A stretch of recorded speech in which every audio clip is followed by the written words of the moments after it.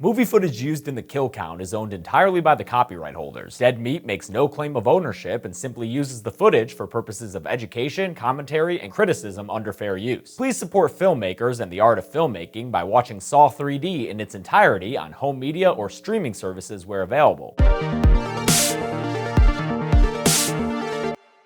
Welcome to the Kill Count, where we tally up the victims in all our favorite horror movies. I'm James A. Janice, and today we're looking at Saw 3D, also known as Saw the Final Chapter, a subtitle that was rendered illegitimate with last year's Jigsaw. Saw 3D was meant to be the final Saw film after Part 6 didn't do so hot at the box office, so writers Patrick Melton and Marcus Dunstan tried to pull out all the stops to wrap things up, even bringing back Doc Gordon to help with this movie's twist ending. Unfortunately, Saw 3D feels like a movie from a different series, and that is not meant as a compliment. From obnoxious new characters to Mark Hoffman turning into a cheesy slasher killer, for me, Saw 3D pretty much ruins the convoluted horror soap opera that I've come to know and love. It also has a real cheap look to it, a serious lack of John Kramer, and a strangely angry attitude towards women. But people who love gore will probably be satisfied, because believe it or not, this movie has kills so ridiculously gory that they managed to stand out in a series known as being torture porn. So let's quit yapping and take a look at them. The movie begins with a recap of the first one? What? Yep, because we follow a bloody trail on the floor to a footless body crawling away. Fun fact, this explains the blood streak Strom found in the tunnels at the end of Saw 5. And that blood streak belongs to Dr. Lawrence Gordon, our pallid hero from the first movie. Turns out he survived by cauterizing his stump against a hot metal pipe. Good to have you back, dude. You look just like I remember. Now we're in a very public setting where bystanders notice one of them newfangled saw traps behind a big store display window. Two young bros, Brad and Ryan, wake up handcuffed to a workbench with circular saws near their faces. Above and between them is a woman, Dina, who both of them address as their girlfriend. After a very poor attempt by the spectators to break the glass, "Why are you using the flat end of a soft leather briefcase, lady?" Billy straight up rides a tricycle into the trap room and addresses the boys. He says Dina has been dating and manipulating both of them, causing nothing but pain. Her fun and games pushed you both to break the law to fulfill her material needs. She is toxic. Now the three of them are in this trap and one of them has to die. And it's boy's choice tonight. If they want to save Dina and be with her, they'll have to overpower and kill the other lover. Otherwise, they can choose to both live if they leave the saw in the middle as she descends onto it. A 60-second timer begins and the saws rev up. The boys begin duking it out in this trap that's on public display for seriously no freaking reason. It's never addressed again, and I don't even know why Hoffman and or Jigsaw would take the time to set this up, but whatever. Dina alternately roots for whoever seems to be winning at the moment to show how sleazy and duplicitous she is, you know? As if you couldn't tell by her torn open shirt. Eventually, the boys agree that Dina just isn't worth it. I think we're breaking up with you, Dina! Ugh, and they put the saw back in the middle. When the timer runs out, she drops down onto the saw and it cuts through a pretty fake looking midsection, spraying blood everywhere. Aw, even over Billy? And since this is Saw 3D, we even get some viscera flung at the camera. Eventually, the buzzsaw cuts deep enough to kill her and Dina becomes the first of many kills ahead. Let's 3D into a title card. Yeah, Saw 3D! Whoa! Now we're down the drain. Previously on Saw. Jill stuck Hoffman's head in the reverse bear trap, and turns out she was actually witness to his desperate but effective move to stop his head from blowing up. That sent her running, if that's what you want to call it, and hiding from Hoffman as he left the building and returned to a spare Billy Part warehouse to stitch up his face. Jill goes to the police and specifically requests to talk to new character Matt Gibson of Internal Affairs. Really wish you had asked for anyone else, Jill, because all this guy knows how to do is leer at lady coworkers and call you crazy all the time. She looks crazier in a sack full of cats. He's played by Chad Donella, the dude from Final Destination that you forgot was in Final Destination. In exchange for protection and complete immunity, Jill tells Gibson that Detective Mark Hoffman is her ex-husband's accomplice and will go on killing if he's not stopped. Meanwhile, Hoffman's taking steps to ensure he won't be traced. Hope you stocked up on beer before you burnt that ID, dude. The other awful new character in this movie, besides Gibson, is Bobby Dagan, a guy who's currently on a media tour promoting the book he wrote about surviving a jigsaw trap. He did so by sticking a couple of hooks into his pecs and hoisting himself up to a platform. The whole experience really moved him. Because I hadn't just survived, I was reborn. The interview is a downright whirlwind of pathos, but Bobby's publicist Nina is still upset that he didn't follow the script and end with a big loving kiss to his supportive wife Joyce. Joyce is a very loving spouse who believes in Bobby entirely and just wants to help him succeed. Sure would suck if something fucking awful happened to such a nice character, wouldn't it? Speaking of nice characters, Jill leaves the police station late at night only to get oinked right off her feet. She wakes up in a revealing pink nightie and globs of lip gloss, to Hoffman lamenting that he can only kill her once before releasing a crazy Pinewood Death Derby card on her. It runs at her in spectacular 3D, and when it finally makes contact, it tears her into pieces. Holy shit. And yes, there's a fake boob as part of the body parts. So I guess I was technically wrong about the female nudity fun fact back in Saw 3. Either way, this shit ain't real. Jill wakes up in bed fully embodied. Saw has never had a dream sequence like that before, and it feels kinda cheap. Come on, Saw, blow our minds with convoluted plot twists, not Hoffman's boner revenge fantasies. Or you could always fall back on gruesome traps, like this one set for Evan, a neo-Nazi played by the late Chester Bennington of Linkin Park. Rest in peace, dude. The tape in his car says that he, his girlfriend, and his friends are all in a big ol' Rube Goldberg Saw trap because of their racism, and the only way Evan can save them is by pulling the red lever that's just outside the windshield. The only problems are, dude is super glued to the seat of this car, and he's only got 30 seconds. Not much time to save his skinhead brethren Dan and Jake, or his girlfriend Kara, played by another Scream Queens winner, Gabby West. You're probably crawling in your skin watching him rip away from the car seat. He gets one arm free, and as he rips the second arm away, he's one step closer to the lever, but his skin's about to break. He tries so hard and gets so far, but in the end, it doesn't even matter. The timer runs out and all of them die. Kara gets her head smashed by the car tire, giving us more gratuitous 3D gore in the process. Dan's freaking arms and jaw are ripped straight off. Holy shit, dude. The car plows straight into Jake and through the garage door he was against, and the final car crash sends Evan sailing out through his own windshield and in through another car's, killing him and finishing off the deadly garage trap. The police wind up at the crime scene and try to put the pieces back together. Gibson finds a message for him from Hoffman saying, "Yo, check this shit out," and it's the motherfucking reverse bear trap. Jill Tuck's fingerprints are on it because of that whole, you know, trying to kill Hoffman thing, so Gibson takes her to a safe house where he yells at her and calls her crazy some more. You're crazy. I knew you were crazy the minute I laid eyes on you. Crazy. Real charmer of a guy. But it looks like that house ain't all that safe, since IA Officer Palmer shows up with the DVD that Hoffman sent them at that location. On it, he says that if they don't give him Jill, he'll, kill everyone? He's fucking crazy enough to mean it, too. Check out this bomb that goes off at the garage crime scene. When did Hoffman become a terrorist? With the threat level at red, Gibson sticks Jill inside a jail cell, for protection instead, with this dude Officer Rogers to watch over her. Bobby Dagan attends a Saw Trap survivor support group at a church where a woman, Sydney, recounts her story. Apparently, she and her abusive boyfriend Alex wound up hanging over a whole bunch of green-screened-in lawnmowers whose blades they were a-whirling. Sydney managed to win the trap by slapping Alex in the face, causing him to fall down into the dozens of blades below and killing him off-screen with nothing more than a nasty spray of blood. Sydney claims that the moment empowered her, which is great for all the TV cameras Bobby has running, but Simone from Saw 6 ain't buying it. It's a bunch of bullshit. She says that as far as she's concerned, there was only one upside to having to cut off her own arm. Handicap parking at the damn mall! This is a fun scene, since it has cameos from minor characters of the last couple of films, such as Malik, who survived the hand-mangling buzzsaw at the end of Saw 5, and a bunch of survivors from Saw 6, including Addie, Will's secretary, Tara Abbott, who's not a murderer, and Emily, who survived the shotgun carousel. Also in attendance are Ryan and Brad from this movie's beginning. Bobby gives a rousing speech and even pulls a Joe Bluth to show off the pec scars from his trap. Come on! Best of all, he sticks the landing with a made-for-TV smooch to his wife Joyce, but in response, he gets a hilarious slow clap from the back of the room.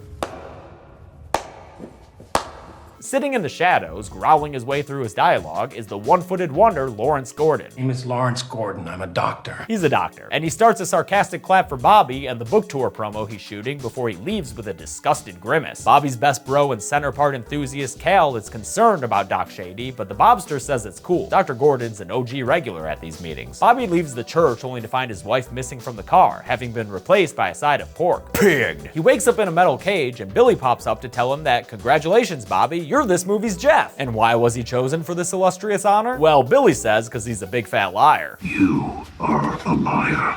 You and I both know you have never been in a trap, nor have you ever been tested. Yep, just paint him blue and call him the Wolf, because he's been lying to everyone about being a Jigsaw victim. Turns out he got the idea back in the day when he couldn't afford a decent haircut and passed his time eating free bar peanuts. He cribbed the whole Jigsaw made me better thing from a real trap victim he saw on the news. It also turns out that John Kramer had pretty much warned him against lying about this, as we see in a flashback at a Bobby Dagan book signing. John had just gotten out of Little League practice and came to the signing to intimate to Bobby that he knew he was lying about his experiences. Now Bobby's facing punishment for his deception, deception. His wife Joyce has been captured, and if he can't reach her within 60 minutes, he will die. Wait, no? She will die. She will die? What the fuck? His cage becomes a roller coaster cart, and then he's almost dropped down over spikes, but Bobby manages to swing himself to safety. Good thing, since his completely innocent wife Joyce is subjected to watching him on a monitor, and I wouldn't want her to have to see or experience anything awful. Bobby follows a pink line on the ground to find his publicist Nina in a trap that, I mean, just looking at it, where the fuck's that string going, dude? I don't like this at all. An X-ray shows my instincts were right. Wow, this trap is gonna be rough to watch. Bobby's job is to fish out that key within 60 seconds. Or else the 4 spikes will penetrate her throat, silencing Nina forever. Get it? Because she's a publicist, and this trap will make her speak no more evil. Oh, and also, if they're too loud, the spikes will move in as well. Dude, fuck this trap. The timer starts, and I can hardly stand to watch as Bobby takes turns yanking at the cord and silencing Nina's screams to prevent the spikes from closing in on her. And for everyone criticizing her yelling, you try to be silent while your insides get flossed with a fish hook. The whole thing is gross as fuck, but eventually Bobby tears out the key, and some other stuff. Unfortunately, it's too late, and Nina is forever silenced by her throat getting quadra-stabbed. Bobby is less than respectful of the dead.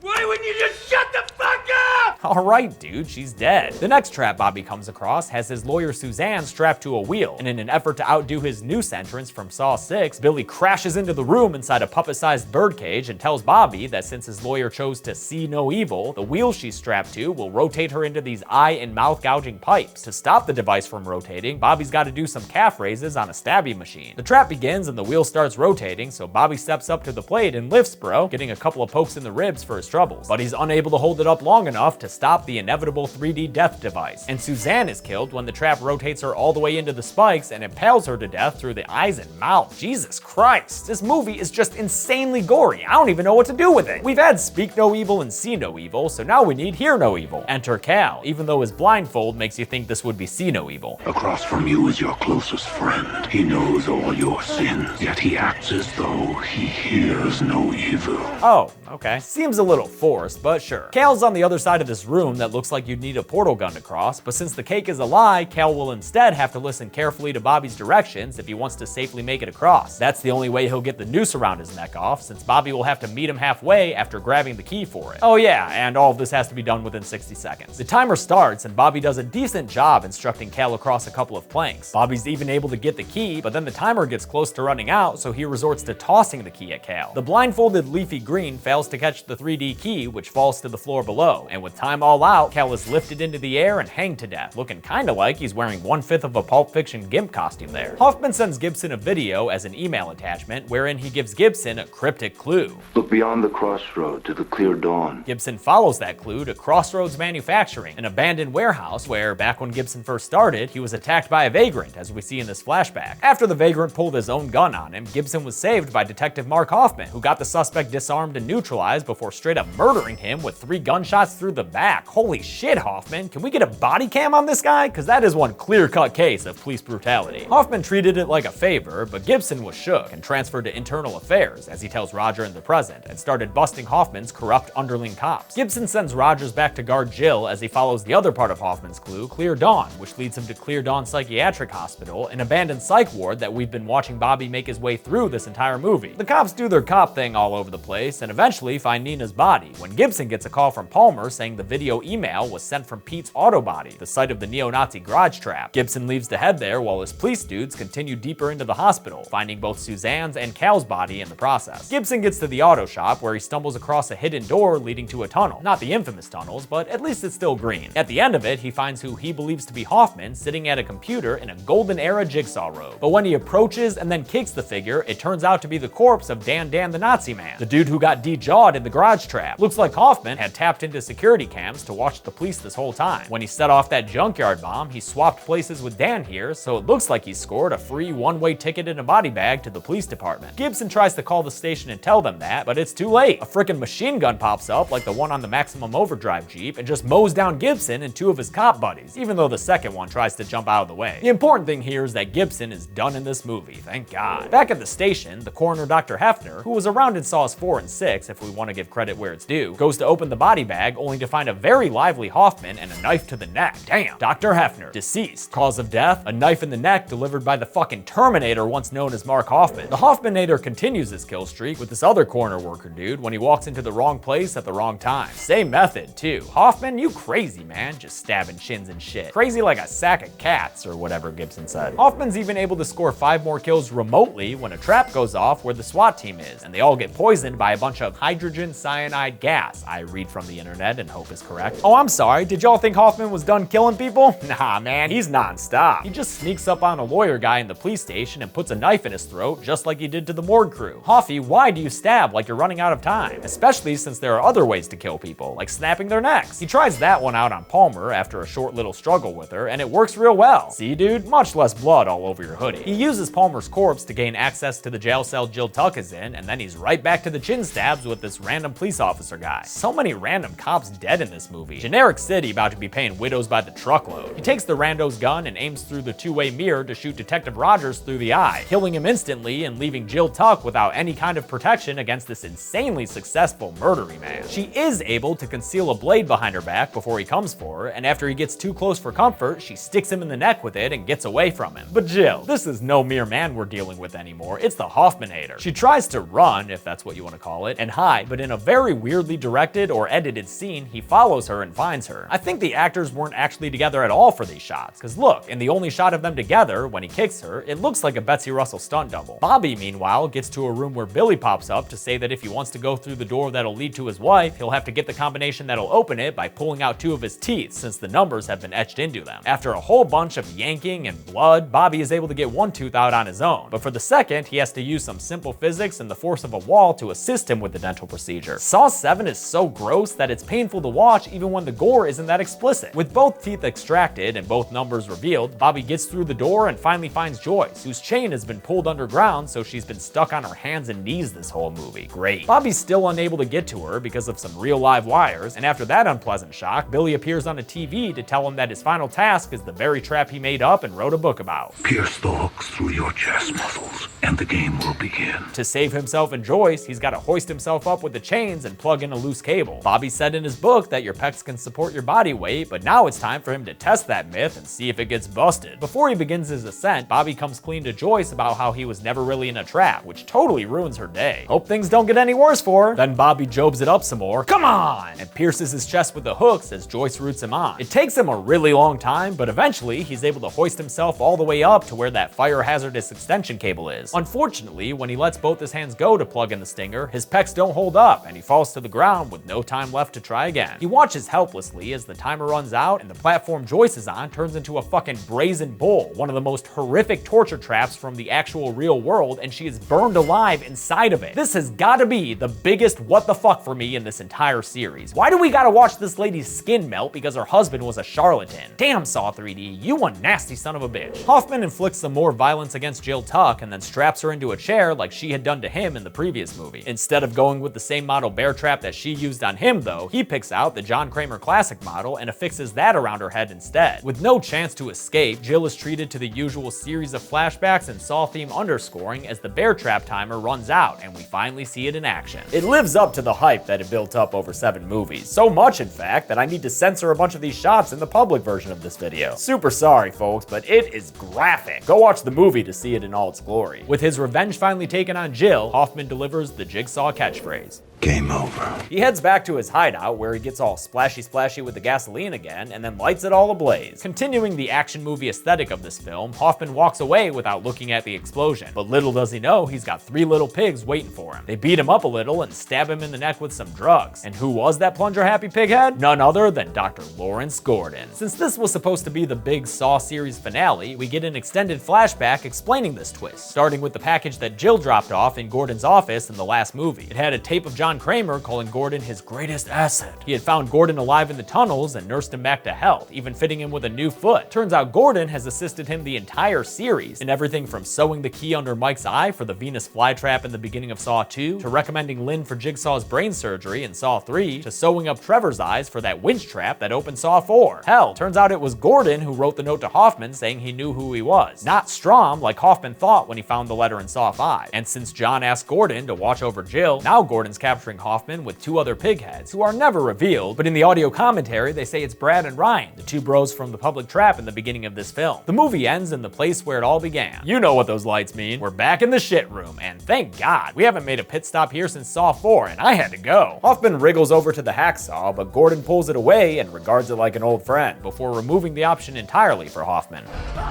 I don't think so. He throws it at the audience through the power of 3D, says a fond farewell to his disembodied foot, then turns the lights off on Detective Mark Hoffman. No! Game over. I thought long and hard about putting Hoffman on the list, but I'm gonna hold off, since another Saw movie is planned, and my suspicions are that he'll return. Don't worry, there were enough kills on the count without him. I'll show you at the numbers. Well, 3D! Haha, yeah, was it like I was coming out of the screen at you? I bet it was.